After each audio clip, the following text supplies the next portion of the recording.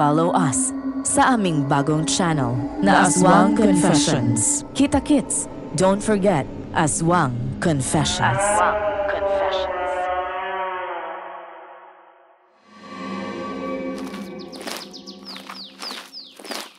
Sa tingin mo, pre, totoo kaya yung mga bali-balita na may aswang daw sa lugar na to? Posible, lalo na't liblib. Pero hindi pa rin tayo nakakasigurado. Mukha namang mababait ang mga tao dito eh. Yan tayo hindi sigurado. Mukha lang silang mabait pero paano kung may mga tinatago pala sila? Isang linggo mula nang nadestino tayo dito. Tahimik naman ang lugar ha. Baka nakakalimutan mo kung bakit tayo napunta rito. Hindi ba't talamak ang pagkawala ng mga tao rito tsaka sa kabilang bayan? Hanggang ngayon nga, wala pa ring malinaw na dahilan. Kaya nga tayo nandito para magbantay at mag-imbestiga. Ang dami nang pupapasok dyan sa isip mo, Dino. Habang naglalakad kami ni Dino, umihip ang isang napakalakas na hangin. Naglipara ng mga tuyong dahon sa nilalakaran naming dalawa. Muntik na rin akong mapuwing dahil sa alikabok. Lumipad ang isang papel na nakadikit sa malapit na poste ng ilaw.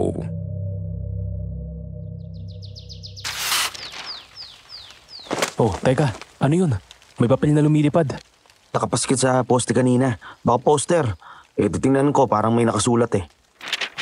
Teka, ano yung nakasulat? Mahigpit na pagbabawal ng paglabas ng bahay pagsapit ng alas 9 ng gabi. Kung may mahalagang gagawin, siguraduhin magsuot ng pulang tela. Pulang tela? Bakit naman? Ewan, ito yung nakasulat eh. Wala namang nakalagay na paliwanag. Parang mas lalong nakakaduda. Sino bang nagsusuot ng pula sa kalagitnaan ng gabi? At bakit naman? Hindi ko alam pero mukhang kailangan nating alamin.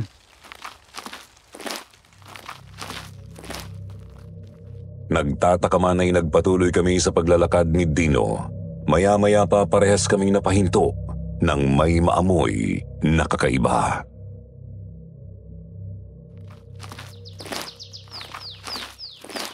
Teka, naamoy mo yun? Parang katol. Pero masyadong matapang. Oo, pero saan naman galing yun? Walang nakapaligid sa ating bahay ah. Nagpalinga-linga ang mga ulo namin sa paligid. Napahinto ang tingin niya sa isang puno. Napatingin din ako roon nang ituro niya yon sa akin. Marco, tignan mo yun. Ano? May panyo kulay pula. Paano napunta ron? Hindi ko alam. Parang hindi naman sinadyang isabit. Nakasampay lang sa sanga. Hindi na namin ganong pinansin ni Dino ang bagay na yun. Yun lang naman ang tanging poster na nakita naming nakapaskil sa daan.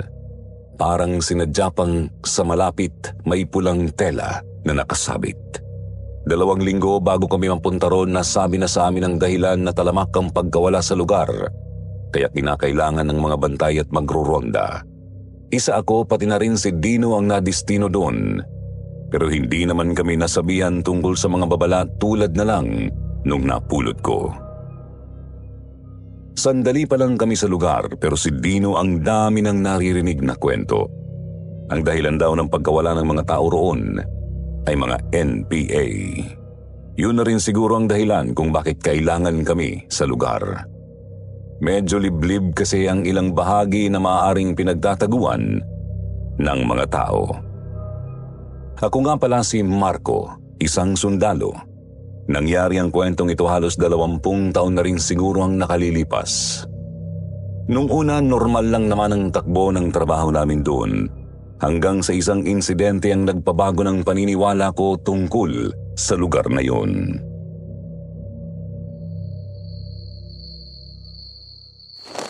Grabe, nakakainip pala rito pare. Gising tayo magdamag, parang wala naman tayong binabantayan nito eh. Yan ang iniisip mo ngayon. Pero tingnan mo pare, hindi normal ang lugar na to. Drama mo. Baka dahil lang yan sa hangin kanina kaya napaparanoid ka rin.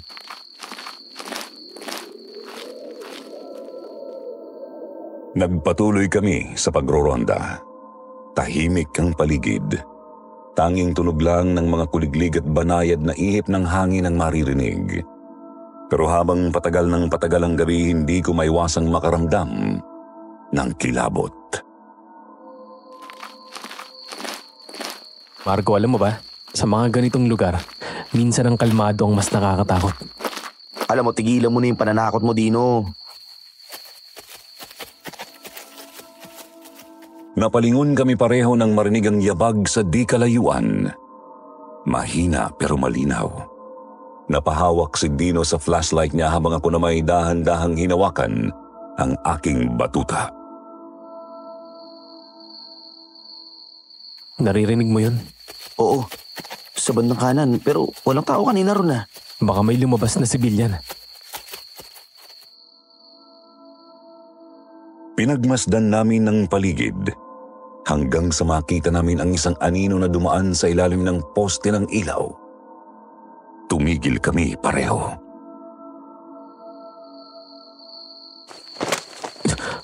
Ano yun? Hindi ko alam. Tignan natin. Lumapit kami ng dahan-dahan sa direksyon ng nakita naming anino. Sa tuwing tatapak kami, parang lalo pang lumalalim ang katahimikan ng paligid. Nang makarating kami malapit sa poste, nakita namin ang nakatali sa ilalim nito. Isang aso. Ay, Diyos ko, aso lang pala. Akala ko naman kung ano na. Sino kaya may-ari ng asong to? Dito pa tinali. Hayaan mo na. Baka dito talaga siya tinali para magbantay. Tignan mo, may lagayan pa ng pagkain. Nagpatuloy ang pagroronda namin hanggang sa gutumin ako ng 2:00 ng madaling araw. Hindi ka ba nagugutom, pare? Hindi na kaya ng kape to eh. Magdamag na akong nagugutom. Ako na maghahanap ng mabibili ng pagkain. Maiwan na lang siguro ko rito. Hindi pwedeng parehas tayo umalis. Ibili mo na lang ako. No, sige. Magradyo ka na lang kung sakali magkaroon ng problema rito. Oo, bilisan mo lang ha. Kapag wala kang nakita sa malapit, bumalik ka na lang agad. Tumungo ako kay Dino. Sa kalagitnaan ng madilim at malamig na gabi, napatigil ako sa harap ng isang bukas na karinderya. Maliit ito, gawa sa kahoy at yero, pero maliwanag sa loob dahil sa ilaw ng gasera at ilang nakakabit na bumbilya. Kapansin-pansin ang kakaibang ambience. Tahimik, pero may presensya ng kakaibang sigla. Buhay na buhay ang madaling araw para sa lugar na yun. Aba, may bukas pa pala ng ganitong oras. Swerte naman. Pumasok ako sa loob. May 5 mesa at sa bawat isa'y may 2 o 3 kumakain. Ang unang napansin ko, ang bilis nilang kumain. Parang ilang araw na silang hindi kumakain. Akala mo mga gutom na gutom. Napalingon silang lahat sa pagdating ko. Nagtagal ang mga tingin nila sa akin. Sabay baba ng mga mata sa suot kong uniforme.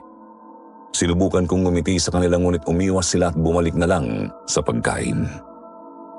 Lumapit ang isang ginang sa akin na may suot na apron. Siguro ang tindera ng karinderya. Ay sir, pasok ko kayo. Mukhang galing ka pa sa trabaho ah. Ako nga pala si Marites, ang may-ari nitong karinderya. Magandang gabi po. Marco po pala. May pagkain pa ba? Abay, syempre naman. Bukas pa kami. Upo ka muna dyan. Ano bang trip mo? May adobo, sinigang, o baka gusto mo ng mainit na mami? Ano bang specialty nyo dito? Mga laman loob. Yun ang binabalik-balikan dito. Laman loob? Oo, yung mga ulam na may laman loob tulad ng bopis. Ganun po ba? Hindi po ako kumakain nun eh. Sige, mami na lang. Samahan nyo na lang po siguro ng tinapay kung meron. Meron naman. Yun lang ba? Kape, ayaw mo? Kakakape ko lang po eh. Pwede po bang mag-take out? Bibilang ko na rin sana yung kasama ko eh. Pwedeng pwede. Ano bang kanya? Ulam sa kakanin ho.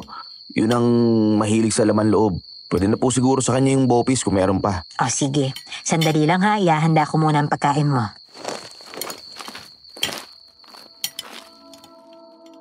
Napatingin ako sa mga kasabay kong kumakain. Halos sabay-sabay ang pagsubo nila. Parang hindi iniintindi kung mainit o malamig ang pagkain. Ang iba'y hindi na nakatingin sa plato. Diretso lang ang mga kamay sa pagsubo. Napansin yata ni Aling Marites na tinitingnan ko sila kaya habang nagsasandok siya ng mainit na mami, ngumiti siya sa akin. Mga taga rito lang din yan. Ganyan talaga sila kumain. Ah, ganun po ba? Parang ang tahimik po nila, no? Gabi na kasi. Saka mga pagod na rin galing trabaho. Ang iba sa mga yan, panggabi. Sino ba namang madaldal pa ng ganitong oras? Ikaw, mukhang bago ka rito ah. Ngayon lang kita nakita. Opo.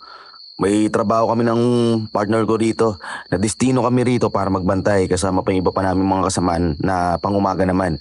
Ako po kasi yung jumuduty sa gabi. Kasama ko yung naiwan sa checkpoint.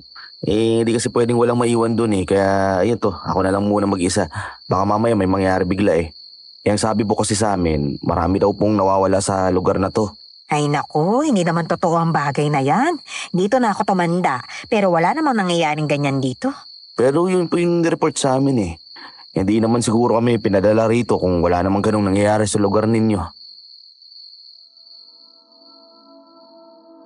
Nagkiwit na lang ng balikat si Aling Marites, tsaka na inilapag sa harap ko ang umuusok pang mami. Itsura pa lang mukha ng malasa at masarap, lalo na ang mga laman na nakatoppings sa ibabaw. Oh, heto na. Mainit-init pa.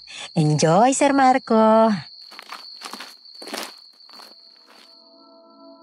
Tinignan ko ang pagkain at saka mabilis na sinulyapan ng paligid. Wala pa ring umaalis sa mga nadatnan kong kumakain pero tila napansin kong hindi gumagalaw ang ilan. Tapos na sila at nakayuko na lang. Akala mo, mga nagdadasal. Ang iba naman mahinang nakikipag-usap sa mga kasama nila. Tahimik akong nagsimulang kumain. Ang mami ay mainit at malasa. Paminsan-minsan sinisilip ko pa rin ang ibang mga kumakain. Natuwa ako sa kung paano sila i-entertain ni Aling Marites. Mukha siyang masayahing tao. Lumilingon ng iba sa kanila sa gawi ko kaya bahagya naman akong nakaramdam ng ilang. Minabuti ko na lang na mag-focus sa pagkain ko at tapusin agad ito. Habang kumakain ako, napansin ko ang isang lalaking nasa dulo ng mesa. Ang kanin sa plato niya ay halos paubos na pero sinisimot niya ito na parang napaka-importante sa kanya ng bawat butil. Bumaling ako kay Aling Marites na abala sa paglilipit. Aling Marites, gabi-gabi bang bukas ang karinderya ninyo? Opo, Sir Marco. Kahit 10 oras ng gabi, laging may kumakain dito. Tulad nitong si Andoy. Lagi yang bumabalik at mukhang hindi nagsaasawa sa mga luto ko. Napatingin ako kay Andoy. Mukhang nasa 40 na. Payat at matamlay ang mga mata. Nang magtama ang tingin namin, bigla niyang ibinaba ang ulo niya at nagpatuloy sa pagsubo.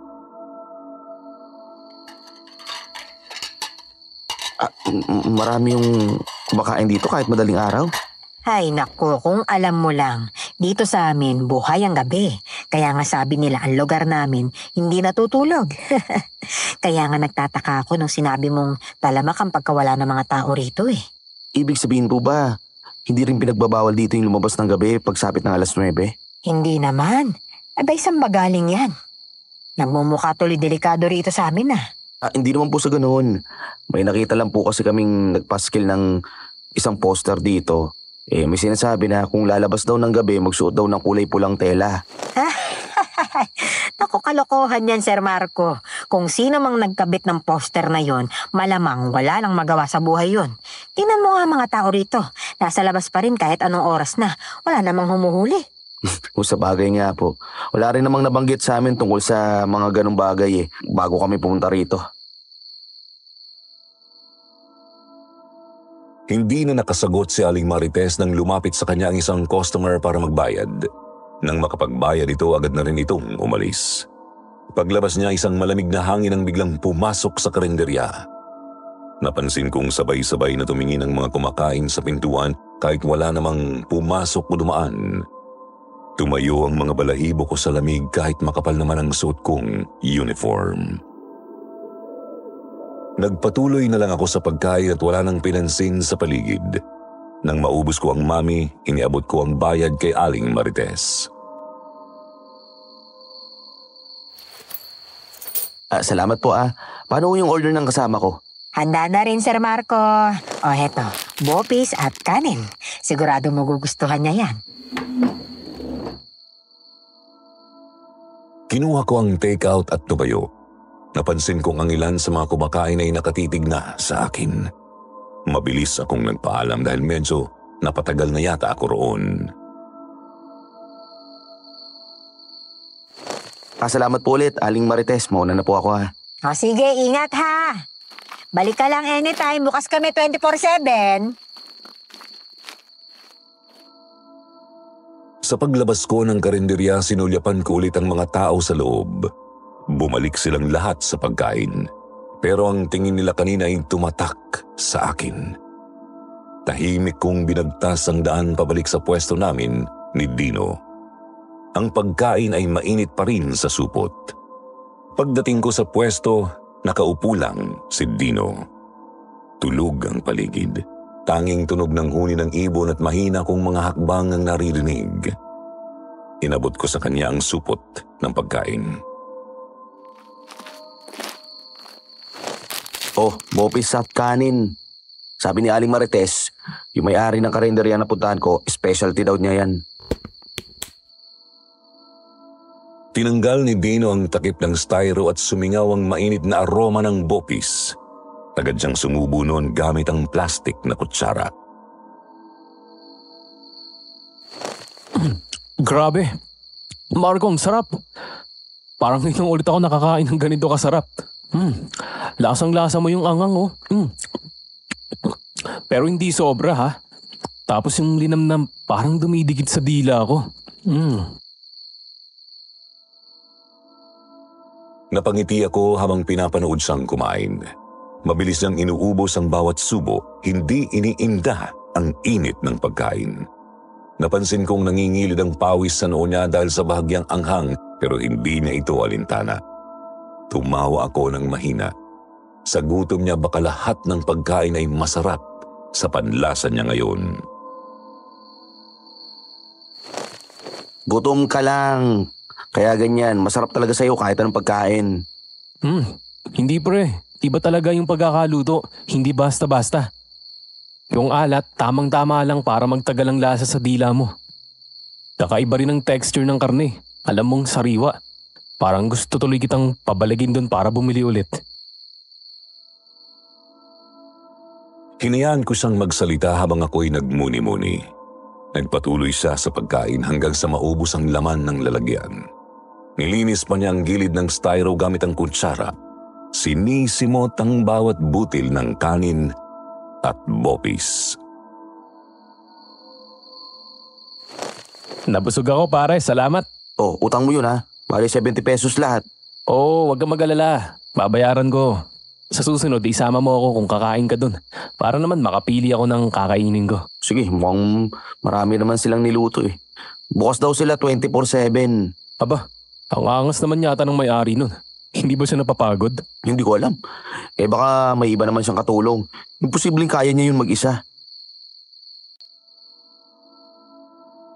Sa paglipas ng mga araw dahil laging gabi ang duty ng pagbabantay namin ni Dino, lagi akong nagagawi sa karinderya ni Aling Marites.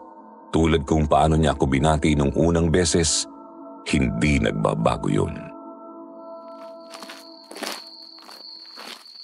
Magandang gabi, Sir Marco. Anong atin ngayon? Mukhang nasarapan talaga kayo sa pagkain namin dito, Tao po, masarap kasi sa kamura Pati na po yung kasama kong si Dino, nasarapan din. Hindi ko lang naisama rito kasi walang tagabantay doon sa checkpoint ulit Pero kung magkakaroon po kami ng isang kasama, baka daling ko na siya rito. Ganun ba? Maganda nga yun at nang makilala ko rin siya.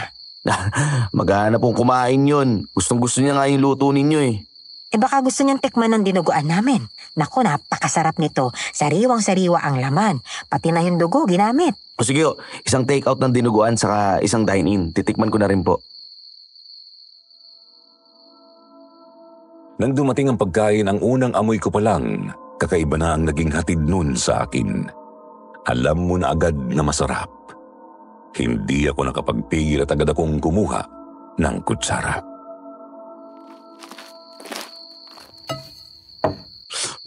Grabe ang sarap nito, Aling Marites.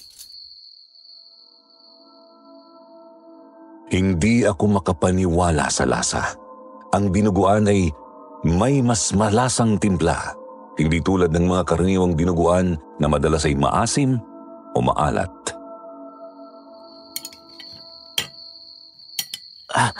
Aling Marites, seryoso, iba tong dinuguan ninyo. Alam ko, may ilang mga sikreto ang bawat luto, Sir Marco. Ang dinuguan namin may kwento ng tradisyon. Hindi lang yan basta pagkain. Teka, ano po ba ang sikreto ninyo, Aling Marites? Nung meron dito sa dinuguan ninyo na wala sa iba? Hindi ko siya basta-basta maipapaliwanag eh. Sikreto nga, hindi ba? Bakit ko naman sasabihin sa'yo? Pero seryoso, ang lasa talaga ng dinuguan ninyo kakaiba talaga. Hindi lang kasi yan basta recipe na ipinasa-pasa sa mga henerasyon. Minsan, Sir Marco, ang mga putahe ay may kwentong patuloy na mapubuhay hanggat na isasalin. Ang ibig niyo pong sabihin, parang may mga naaalala kayong mga bagay mula sa nakaraan tuwing niluluto niyo to? Hindi naman sa lahat ng pagkakataon, pero oo. May mga pagkakataon na bawat putahe ay puno ng alaala. Ang bawat luto, buhay yan. Hindi lang siya basta luto. Nakakatuwa naman po pala. O siya, may iwan na muna kita rito ha. Paniguradong magdadatingan na rin ang iba pang mga suki. Asikasuhin ko na muna.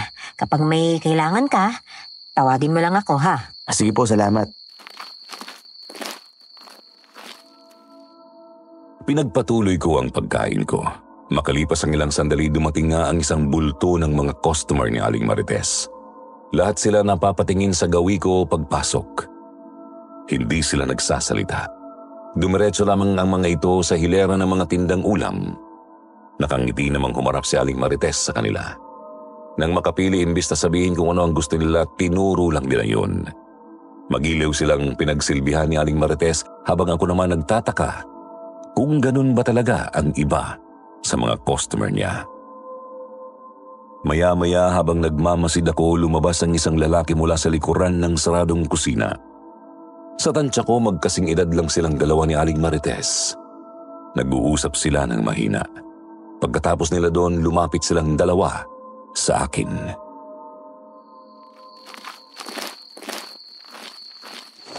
Sir Marco, ang asawa ko nga pala, si Hernan. Madalas siya ang nagbabantay dito sa umaga, habang ako naman nagpapahinga. Magandang gabi ho, Kuya Hernan. Ako nga po pala si Marco. Magandang gabi rin. Tumangong si Kuya Hernan, pero halatang may kung anong bigat sa kanyang ekspresyon. Mukha siyang seryosong tao, malayong malayo sa asawa niya. Maya-maya napansin kong muling nag-usap ng pabulong sina Kuya Hernan at Aling Marites. Huwag kang mag-alala, Hernan.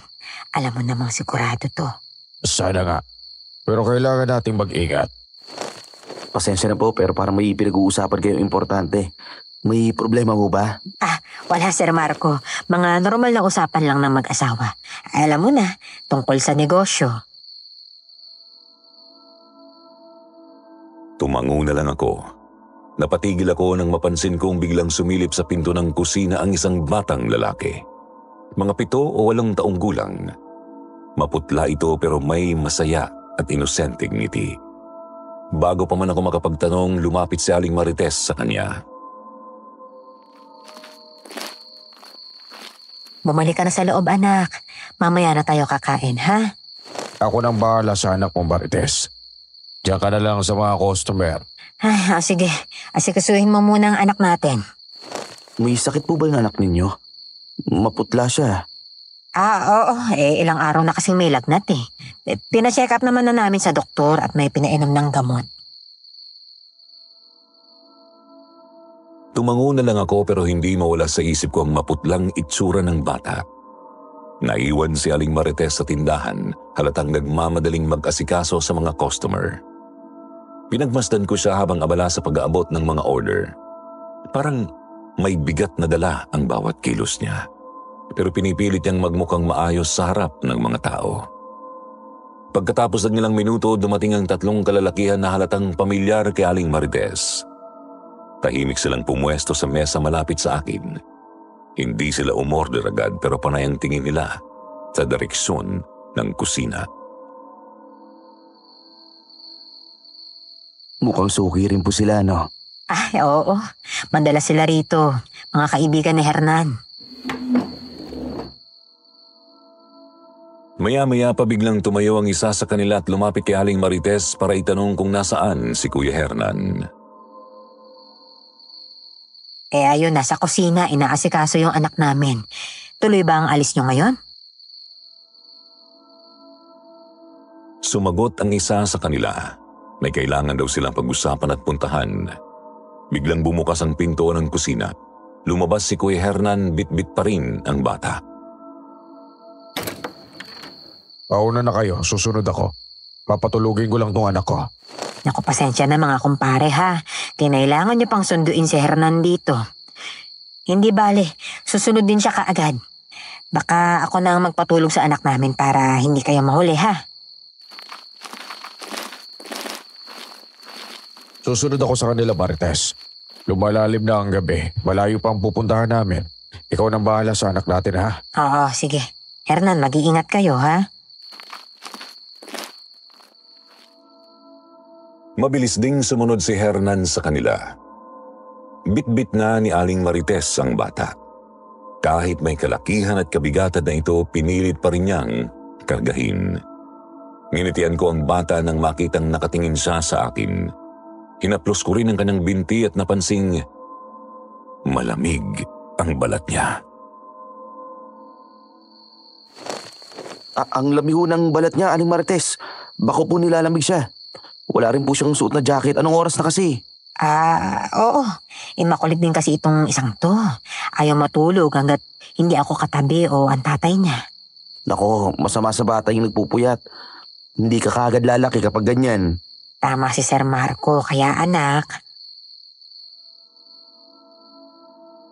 Hindi na natapos ni Aling Marites ang sasabihin niya nang marinig naming bumalik si Kuya Hernan sa labas. May bakas ng kaba sa kanyang mukha habang mabilis na naglakad papunta sa amin. Marites, tumatawag si paring Jojo. May problema raw sa lugar na pupuntahan namin. Ha? Anong problema, Hernan? Delikado ba?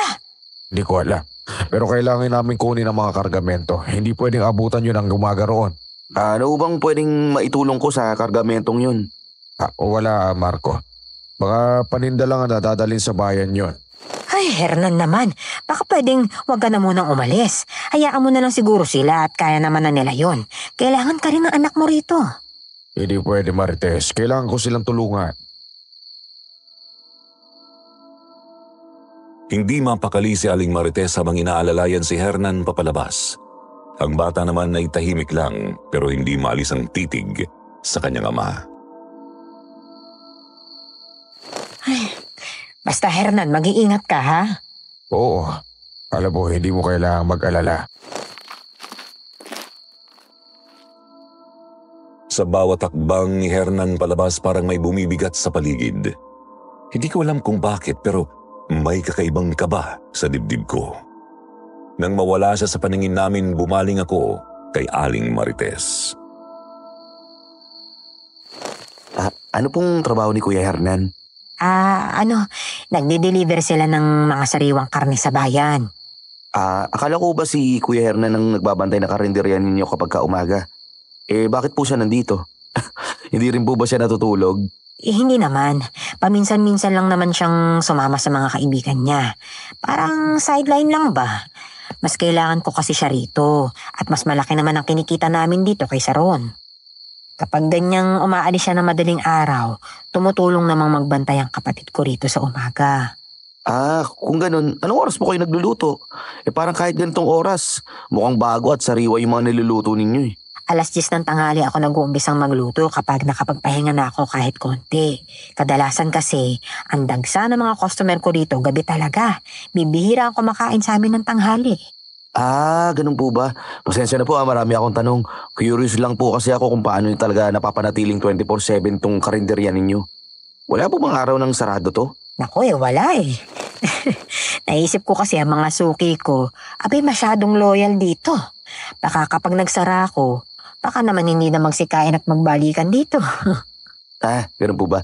Sige po pala, aalis na rin ho siguro ako. Lumalamig na tong pagkain ni Dino eh. Sure ako, kanina niya pa hinihintay yan. Pabalik na lang po ulit ako para kumain. Maraming salamat po. Salamat din, Sir Marco, ha? O siya, ingat.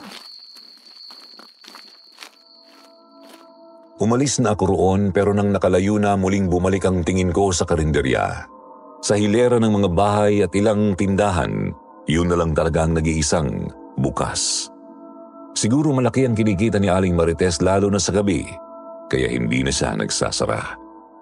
Nang makabalik ako kay Dino, bakas na ang pagrereklamo sa mukha niya. O pre, ang tagal mo. Gutom na ako. Tagra-radyo ako kanina, hindi mo ba naririnig? Hindi. Natagalan ako ron at napakwento. Kumain ka na, sige na, masarap yung dinuguan. Mabuti pa nga, akala ko hindi ka na babalik. Munti ka na akong makatulog. Wala kasi akong kausap. Huwag kang mag-alala. Ang sabi naman, magdadagdag pa tayo ng isang kasama rito. Sige, pagka ganon, dadalhin na kita ron sa karinderya. Oo, at nang makilala ko na yung pinagmamalaki mong si Aling Marites. Nagsimula siyang kumain. Nagulat naman ako nung bigla niyang ibagsak ang kutsara niya sa plato. Agad akong napalingon sa kanya. Bakit? Anong meron? Single ba yang si Aling Marites? Liligawan ko kung oo. Grabe ang sarap magluto eh. The best. Matanda na yung pare, may asawa't anak na. Puro ka talaga kalokohan eh. Biro lang pare. Sadyang masarap lang talaga ang mga luto niya. Parang gusto ko tuloy magpaturo, lalo na yung bopis. Hayaan mo, madadala rin kita ron. Lumipas ang mga araw. Parehas kaming naguguluhan ni Dino dahil parang wala naman talaga kaming binabantayan sa lugar. Pakiramdam namin nasasayang lang ang mga pagpupuyat naming dalawa. Hindi rin namin alam kung bakit nadagdagan pa kami ng isa. Dumating si Rafael, kaya naman si Dino na isama ko na rin sa karinderya. Magandang gabi po, Aling Marites. Ito nga pala si Dino, yung partner kong dumuduty. Magandang gabi po. Ay, magandang gabi rin. Ikaw pala yung binabanggit sa akin ni Sir Marco. Ay, talaga namang ang kikisig nyo palang mga sundalo, ano? Nakakatawa namang magkaroon ng mga suking katulad nyo rito. Ay, hindi naman ho. Sakto lang. Oh, anong inyo ngayong gabi? May adobong isaw, nilaga, tinola, sisig at may gulay rin. Wala ho yata kayong bopis. Yun po sana ang gusto ko. Naku, pasensya na iho Yun ang mga maagang naubos kanina eh. Namiss din yata ng mga customer ko at may isang linggo yata akong hindi nagluto nun. Ito na lang ang natira. Ako, sisig na lang. May libreng sabaw po ba, di ba? Ay oo naman, Sir Marco. Kayo pa ba? Nagisuki ko na kayo eh. Ganoon na lang din po sa akin, saka libreng sabaw na rin po. Sige. Iahanda ko lang at babalikan ko kayong dalawa, ha? Nakangiti naming pinanood si Aling Marites na nagtungo sa kusina para kumuha ng mga plato at kutsara. Napatingin si Dino sa ibang kumakain kaya napagaya na rin ako. Napapatingin din sila sa amin. At kapag nasa salubog namin ang mga tingin nila, agad silang nag-iiwas. Binabalik nila ang tingin nila sa kanilang pagkain. Napansin kong pare-parehas ang in-order nila. Adobong isaw. Ang weird ng mga tao rito, pare. Parang iwas na iwas. Siguro may mga ginagawang masama yung mga yan, kaya natatakot sa atin. Hoy, huwag ka masyadong judgmental, Dino. Totoo naman Tignan mo nga sila. Hindi makatingin sa atin ng diretso. Kasi mga sundalo tayo. Hindi naman porket umiiwas, takot na. Baka mamaya na-intimidate lang sa atin. Saka ganyan talaga sila. Lalo na yung si Andoy. Yung mag-isang kumakain sa gilid. Tahimik lang siya. Pero minsan ko na rin yan nakausap. Mahihain talaga yung mga taga rito eh. Sigurado ka ba dyan? Oo. Kaya huwag masyadong magduda dyan. Nandito tayo para kumain, hindi para manghusga ng kapwa. Sige, sabi mo eh. Sir Marco, Sir Dino, ito na order nyo. Dinagdagan ko na rin ang sisig yan, ha? Nako, panigurado magugustuhan nyo yan. Dahil malutong ang laman. Ayan din ang sabaw ng nilaga. Ayan. Para naman hindi tuyot ang pagkain ninyo. Nako, maraming salamat po, Aling Marites ha. Walang ano man, Sir Marco. Dito muna ako sa ibang customer, ha? Kapag may kailangan pa kayo, tawagin nyo lang ako. I-entertain ko muna sila, ha?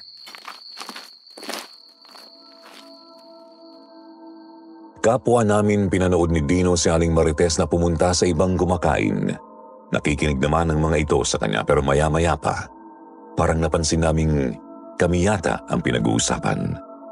Bumubulong ang ilan sa kanila at saka titingin sa amin ni Dino. Hindi ko gusto ang paraan ng pagtingin ng isa sa kanila. Parang nag-aamok ng gulo.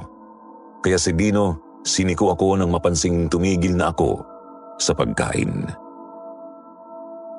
Habang kumakain kami maya-maya lumabas si Kuya Hernan. Agad natagpuan ng mga mata niya si Aling Marites na nakikipag-usap kay Andoy. Napansin ko ang balat at damit niya, puro talsik ng dugo. Halos sundan na rin siya ng mga langaw. Sino yung lalaking yan, pare? Si Kuya Hernan, asawa ni Aling Marites. Kalabaw ba ang kinakatay niyan sa loob ng kusina? Sobrang daming talsik ng dugo. Sura ulo ka talaga.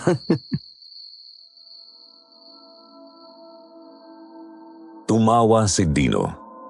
Habang kumakain kami, patuloy sa panakanakang pagsulyap si Dino kay Kuya Hernan, samantalang ako inabala ko ang sarili kong kumain dahil na rin sa nararamdamang gutom.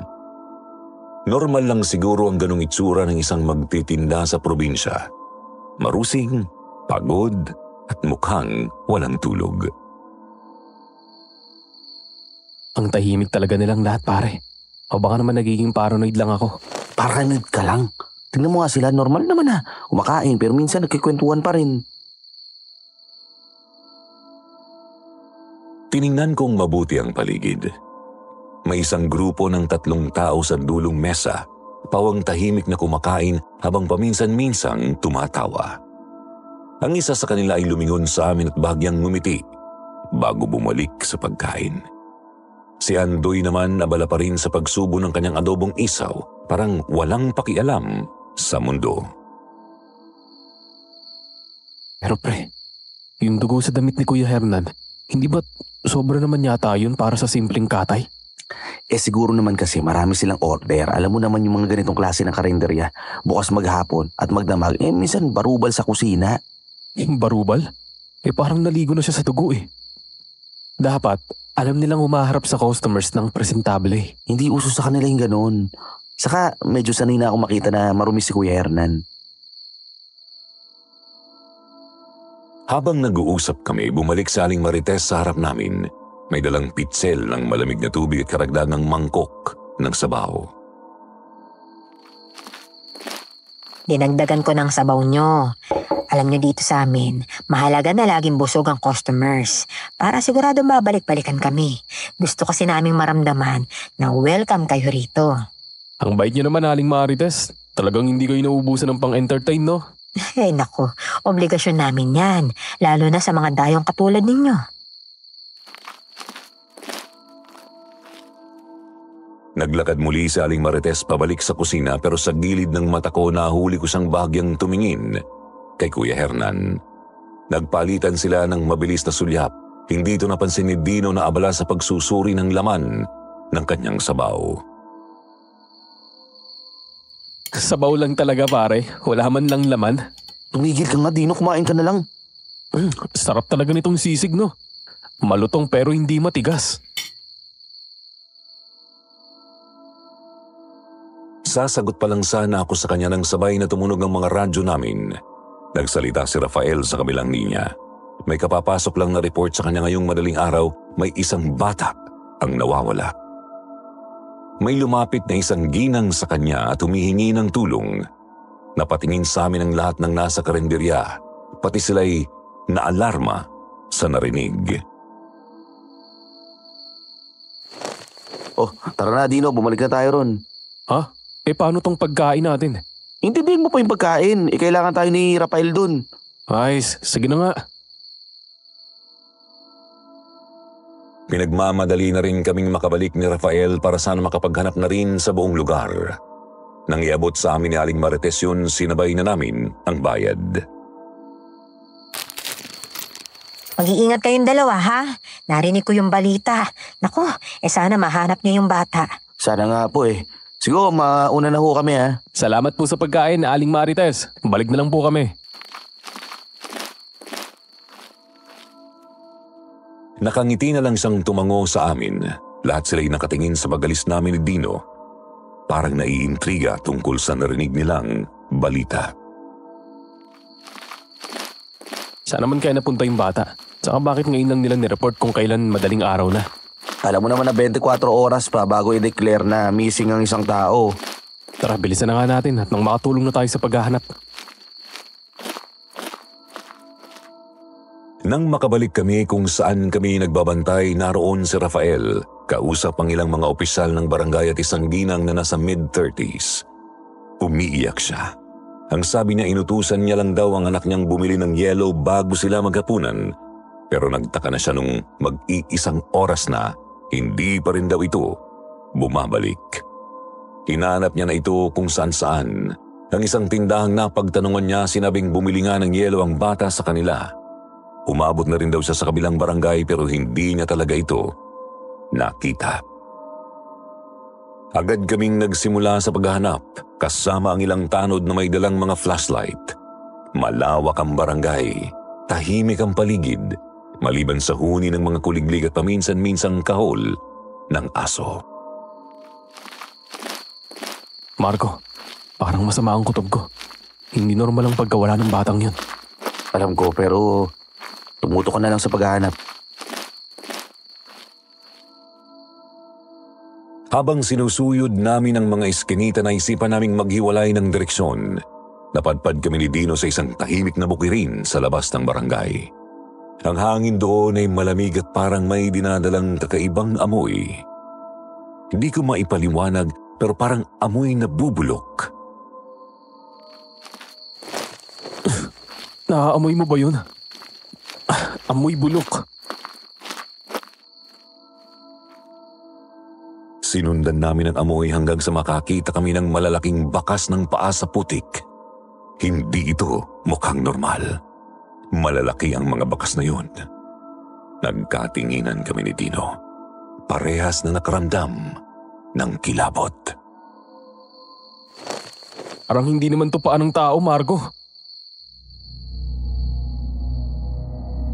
Hindi ko siya sinagot. Sa halip tinutok ko ang flashlight sa harapan namin. Tumumbad sa amin ang isang eksenang hindi ko makakalimutan. Sa gitna ng bukid may bangkay ng isang bata na sinubukang takpan ng mga dayami. Pira-piraso ang katawan nito at halos wala ng laman loob. Bukas ang tiyan at ang mga lamang loob nito ay wala na. Putya, Marco, ano to? Sinong may kayang gumawa ng ganitong klase ng karahasan? Hindi ko alam. Hindi ito normal. Ngayon lang ako nakakita ng ganyan. Siya na kaya yung hinahanap natin? Napaluhod si Dino. Nakatitig pa rin sa bangkay ng bata. Samantala inikot ko naman ang flashlight sa buong paligid. Sinusuri ang mga marka at bakas sa lupa. Napansin kong may mga punit-punit na damit ng bata na nakakalat sa paligid. Marco, anong gagawin natin? Hindi pa tayo sigurado kung siya na nga ang hinahanap natin. Maaring siya na.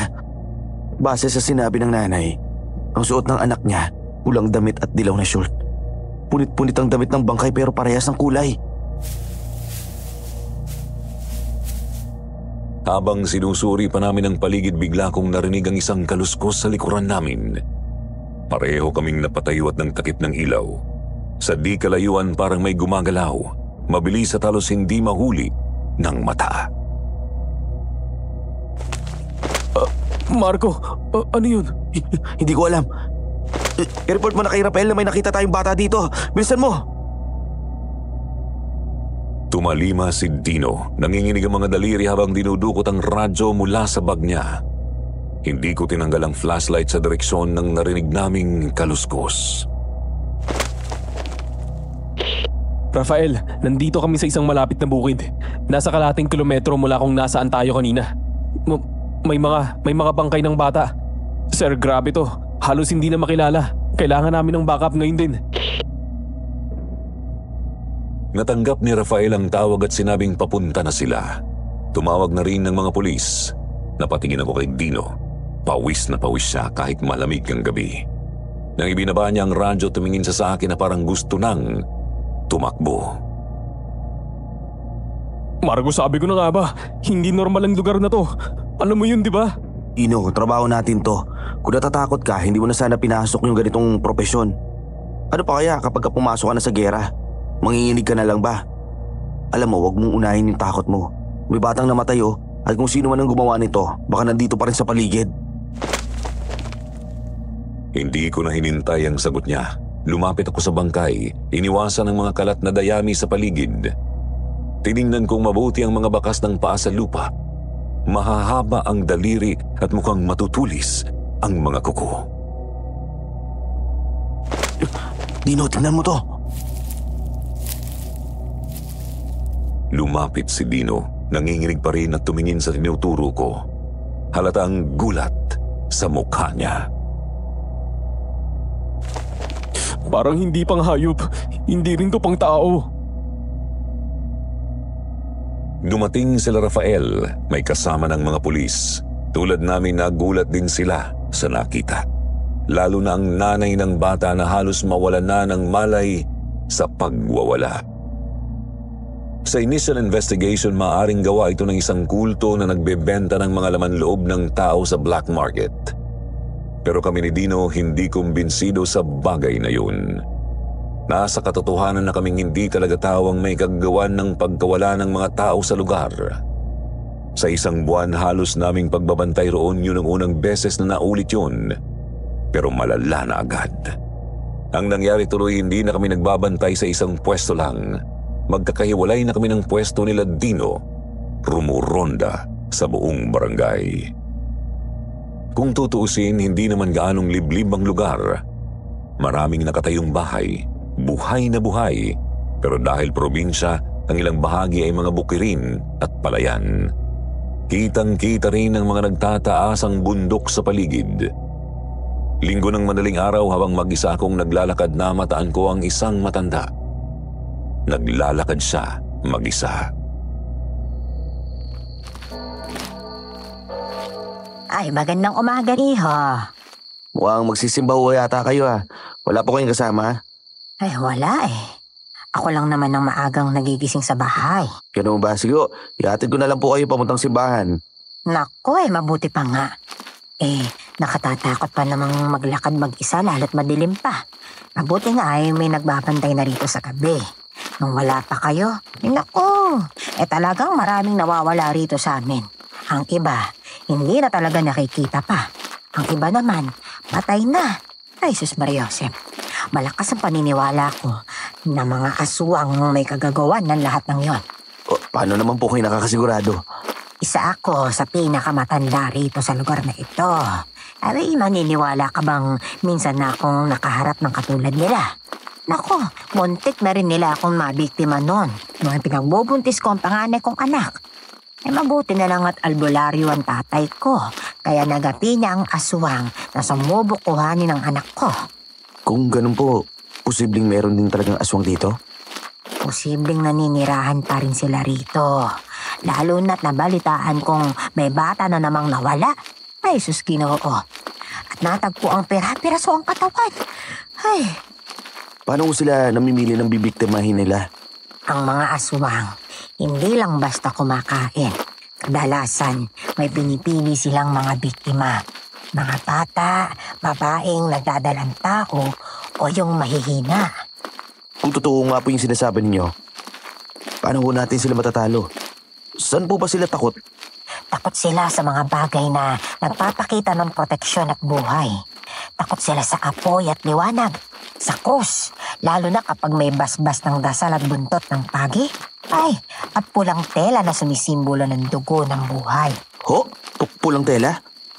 Ibig sabihin, totoo po pala yung nabasa namin sa poster? Ha?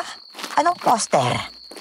May nabasa kasi kaming babala na pagpatak ng alas 9 ng gabi, huwag nang lalabas. At kung lalabas man, mahalaga na magsuot ng pulang tela.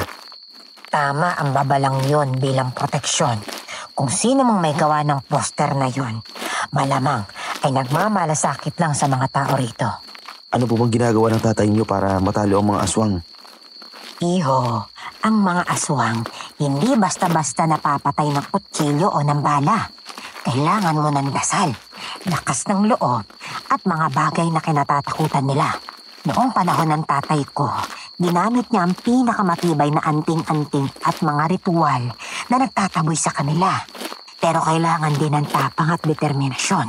Kapag nakitaan ka nila ng kahinaan, ay naku naman talaga. Alam nila sa sarili nilang kaya kanilang talunin. Teka, ano pong anting-anting yung sinasabi ninyo?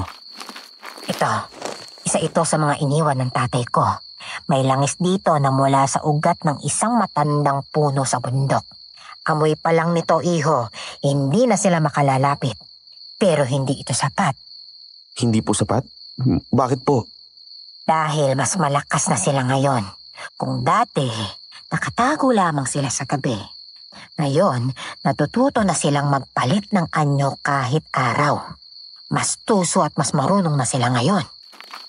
Ano po bang pwede natin gawin kapag umatake sila ulit? Kapag umatake sila, iho, ang pinakamagandang gawin ay hanapin ang pinuno nila. Ang sabi ng tatay ko noon, kapag napatay mo ang pinuno, mas mabilis na maubos ang lahi nila. Teka, paano po natin malalaman kung sino ang pinuno nila? Dali lang naman, iho. Hindi sila namumukod tangi kung umasta. Madalas, sila ang pinakamabait sa paningin ng tao. Kung ganon, kaya ho ba ng isang tao lang ang pumatay sa pinuno nila? Hindi imposible, pero napakahirap. Ang pinuno ang pinakamalakas sa kanila. Gumagamit siya ng mga kasamahan para gawin ang mas maruruming trabaho. Habang siya naman ay nananatiling ligtas. Posible po kayang babae ang pinuno? Oo, madalas nga babae pa ang pinuno. Pero huwag ka magpapalinlang sa kanilang itsura ha. Kahit ang pinaka-inosenteng muka, pinakamaganda, maaaring nagtatago sa itim na kaluluwa. Kung gano'n, nakakatakot naman po pala. Ano nga po palang pangalan niyo? Saan kayo nakatira? Nakatira ako ron sa Ibayo, malapit sa tulay. Clarita nga pala ang pangalan ko. Pero, pwede mo akong tawaging Lola Claring na lang, ha? Ganun po ba, Lola Claring? Ako nga po pala si Marco. Salamat at sinamahan mo ako sa paglalakad, iho, ha? Walang anuman po.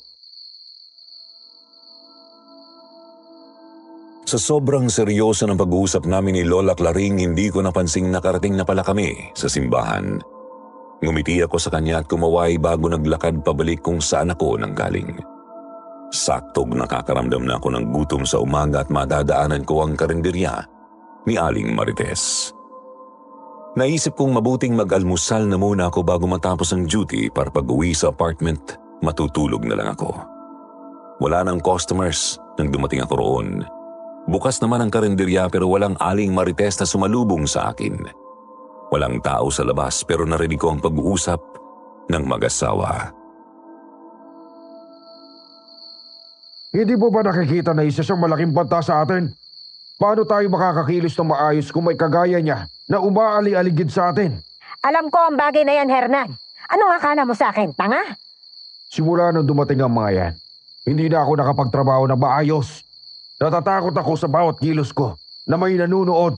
Huwag kang mag-alala at sigurado kung hindi na rin sila magtatagal dito. Babalik tayo sa normal. Muntik na nga akong mahuli nung huli. Pabuti na lang at nakatakas ako. Hernan, gagawa natin ang paraan. Wala ka bang tiwala sa akin? Sandaling katahimikan ang bumalot sa karinderya.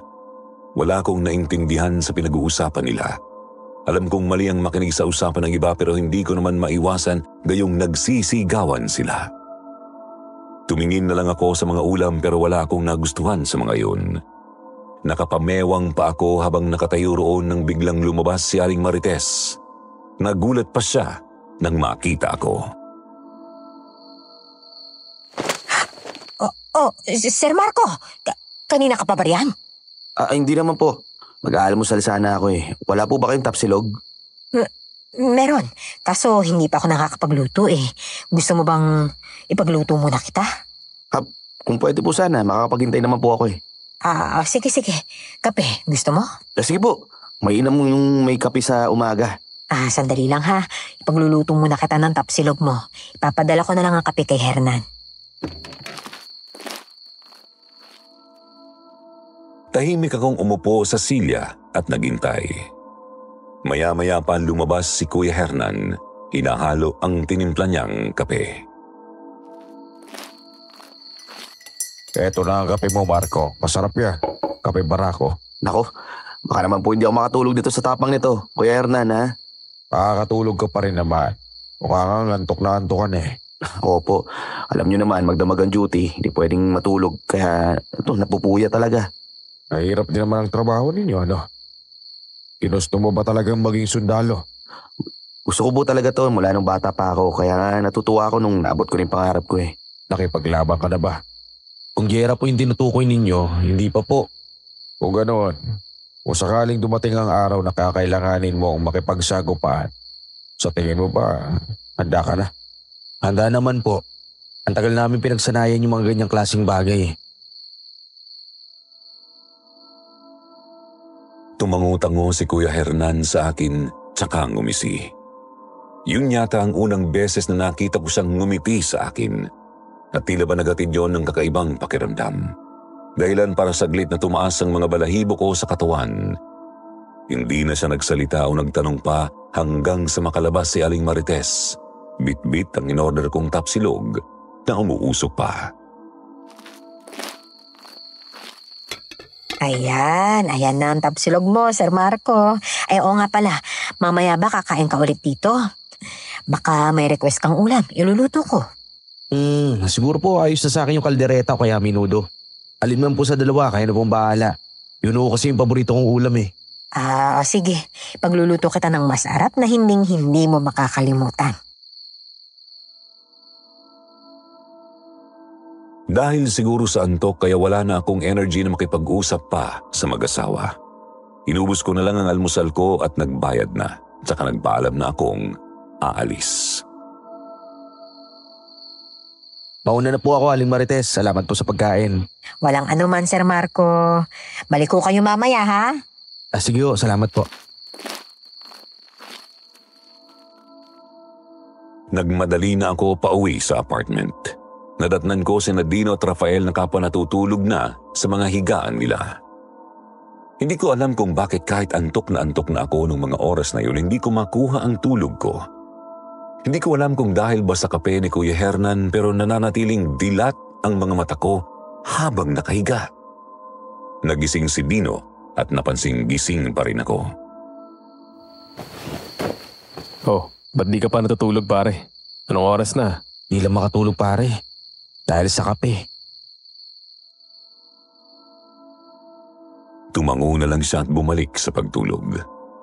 Sa lalim ng iniisip ko tungkol sa napag-usapan namin ni Lola Karing, nakatulog na rin ako. Pagkagising, naghanda lang pabalik sa duty. 2:00 ulit ng madaling araw nang makaramdam ako ng gutom habang nasa checkpoint. Gutom na naman ako at naisip kong bumalik sa karinderya. Pagdating ko roon, bukas ang ilaw pero kakaibang pakiramdam ng paligid.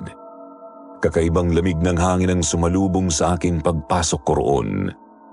Lahat ng customer, sabay-sabay na lumingon sa akin. Si Aling Marites nakatayo sa may corner para bang ako talaga ang hinihintay. Oh, Sir Marco, kanina pa kita hinihintay eh. Ganun ba? Ngayon lang po ako nakaramdam ng gutom eh. Oh, heto. Inanda ko ng paborito mong kaldereta. Inilapag niya ang plato sa mesa. Amoy na amoy ko ang mabangong pagkain. Pero sa halip na magutom, naramdaman ko ang panlalamig sa sikmura ko. Lahat ng tao sa karinderya hindi umiimik at nakatitig lang sa akin. Salamat po. Mukhang pagod na pagod ka, Sir Marco Pero sigurado akong pagkatapos mong kainin niyang kaldereta, mawawala lahat ng pagod mo. Tinusok ko ang karne gamit ang tinidor. Nangangatok ang kamay ko habang tinitingnan ang pagkain. Nang susubukan ko ng tikman, biglang namatay ang mga ilaw. Dumilim ang paligid. Aling Marites, bakit namatay ang ilaw? Hanggang ngayon ba'y wala ka pa rin alam? Maya-maya lumiwanag ang paligid, hindi dahil muling bumukas ang ilaw kundi dahil ang mga mata ng lahat ng tao sa karinderya ay nagkulay pula. Ang mga mukha nila biglang nagiba. Si Aling Marites ngumiti at lumabas ang matatalim niyang ngipin. Mabilis akong napahawak sa baril ko sa tagiliran. Ang tagal naming hinintay ang pagkakataon na to. Bakit kasi kinailangan mo pang dumating sa lugar namin? Anong ibig sabihin nito? Huwag kayong lalapit. Tapos na ang laro, Marco. Wala ka nang ligtas dito.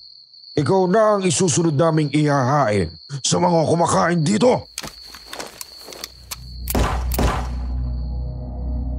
Pinagbabaril ko ang sahig para takutin sila pero wala ni isang umatras. Dahan-dahan silang lumapit sa akin, parang mga gutom na hayop.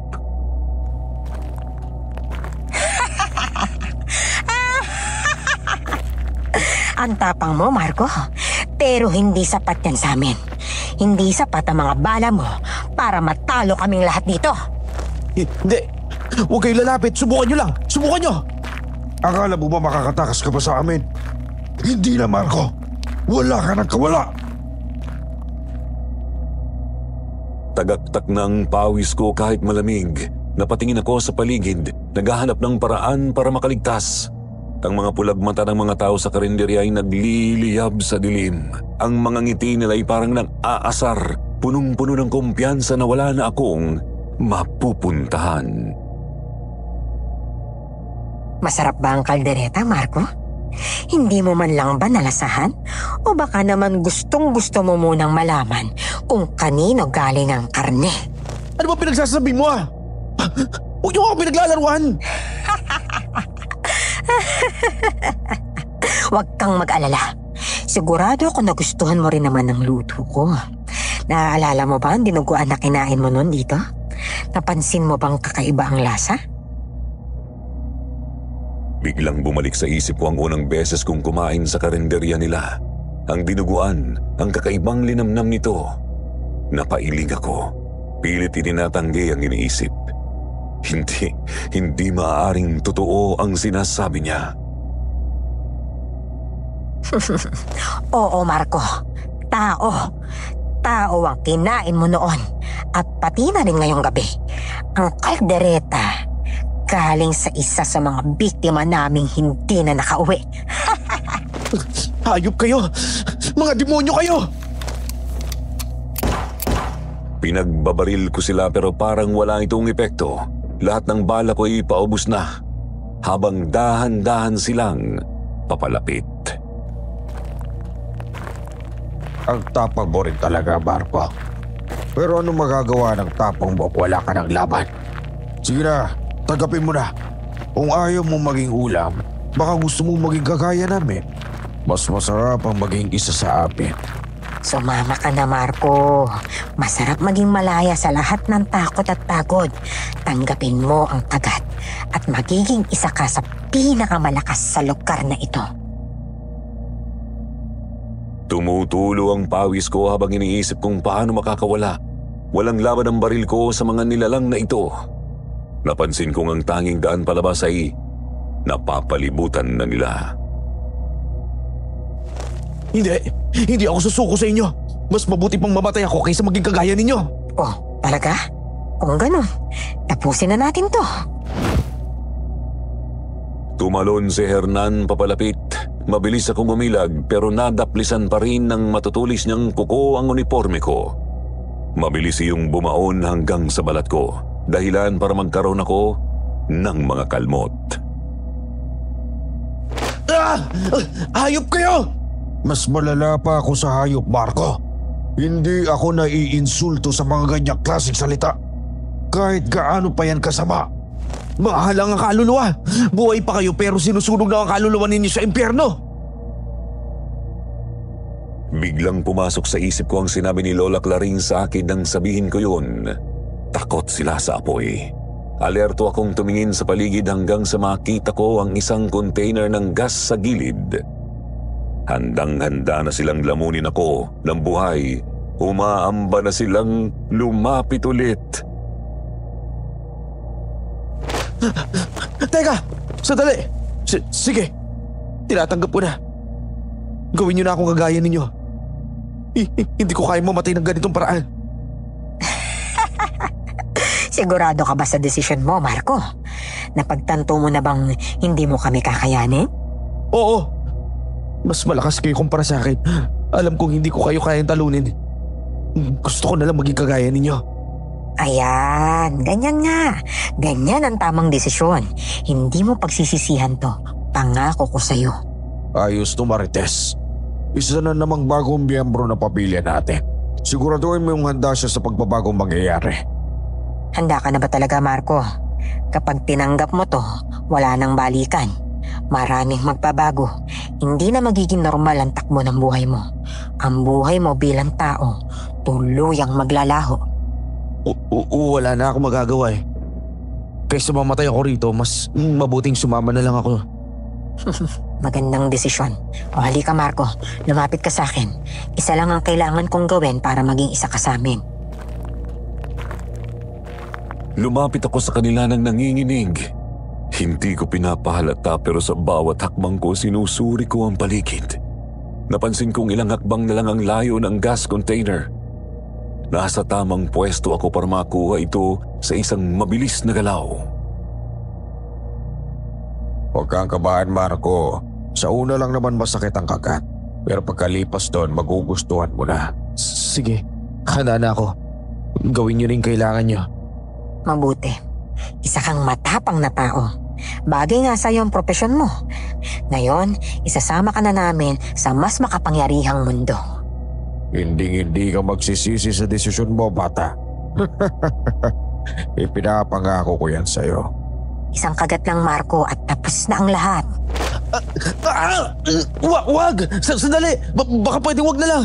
Ay nako, ano ba talaga, Marco? Napakarami mong arte, ha? Huwag kang matakot, Marco. Sandali lamang ito.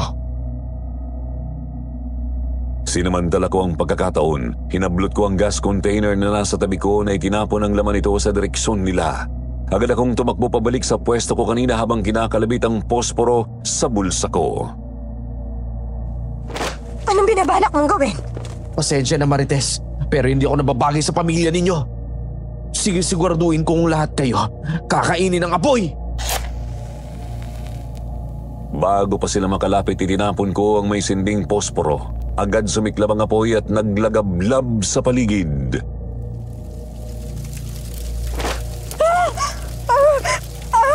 Walang hiya ka, Marco!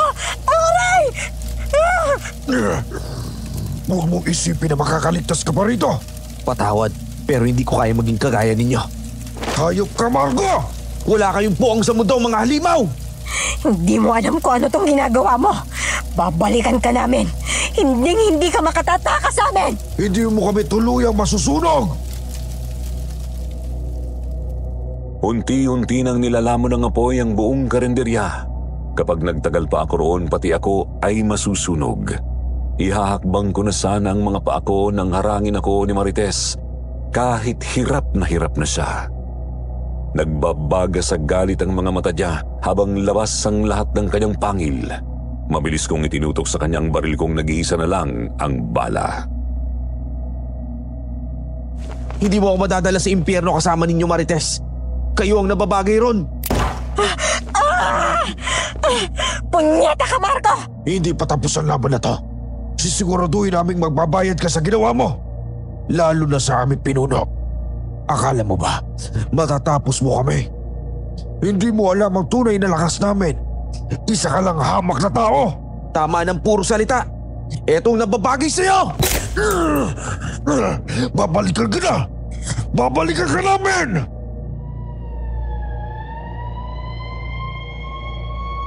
Dumating ang mga pulis. Sa labas nakita ko si Dino at Rafael. Gulat na gulat sa sitwasyon ko. Ang mga aswang tuluyan ang nilamon at tinupok ng apoy. Habang unti-unting bumabagsak ang karinderya, nagmamadali akong lumabas ng nasusunog na lugar. Nang humakbang ako palabas, nilingon ko ang nagbabagang katawan ni Hernan na halos hindi na makilala dahil sa apoy. Tuluyan ko nang natulukan ang pambibiktima ng mga tulad nila. sa aming lugar. Sa wakas, tapos na. Wala nang babalik sa mga halimaw na to. Pagkalabas ko ng karinderya, agad akong sinalubong ni Dino at Rafael. Parehong gulat at puno ng tanong. Pare, Marco, anong nangyari? Ano tong ginagawa mo? Anong kaguluhan na to? Mga aswang sila. Sila ang nambibiktima sa lugar na to. Muntik na rin akong gawing kagaya nila eh. Aswang? Marco, anong sinasabi mo? Hindi ko na masabi pa ang lahat ng detalye. Alam kong kahit ano pa ang sabihin ko, mahirap ipaliwanag ang lahat ng nangyari. Pero isang bagay lang ang malinaw sa akin. Totoo ang mga katulad nila. Hindi nyo naman kailangan maniwala sa akin. Ang mahalaga, tapos ng pambibiktima nila. Hindi na sila makakapanakit pa. Tumindig ako sa kabila ng panghihina. Lumingon ako sa abo ng karinderya, kasabay ng pagbagsak ng huling piraso ng bubong nito. Sa likod ng isip ko, alam kong marami pa ring tulad nila na nagkalat dito sa mundong ibabaw. Sa 20 taon na nagdaan mula noong nangyari sa akin ang bagay na yon, parang sariwang-sariwa pa rin ang lahat. Binuhay ko sa isip ko ang mga sinabi sa akin ni Lola Claring noon. Hindi dapat ako magpakita ng takot. Nasa alanganin man ang buhay ko, mas pinili kong maging matapang. Hindi ko hinayaang lamunin ako ng matinding takot. Lumaban ako kahit pa walang kasiguraduhan kung mabubuhay pa ba ako sa kamay nila. Nangingilabot pa rin ako lalo pa sa tuwing maaalala kong nakakain na ako ng tao. Siguro hanggang sa mamatay ako, dadalhin ko ang hindi katanggap-tanggap na alaalang iyon. Gayunpaman, isang malaking aral ang natutunan ko. Na ang buhay ay hindi palaging makakamtan sa pamamagitan ng takot o pagtakas. Minsan, kailangan mong maglakbay sa madilim na landas, magtiwala sa iyong lakas at lumaban hanggang sa huling sandali. Hanggang dito na lang po ang aking kwento. Sana'y nagustuhan niyo. Muli ako si Marco at maraming salamat sa pakikinig. Kung sakaling kayo po ang nalagay sa sitwasyon ko, mas pipiliin niyo bang lumaban o sumapi sa mga tulad nila? Matutuwa po akong makabasa ng mga sagot sa comment section kung sakaling mapili ang kwento kong ito.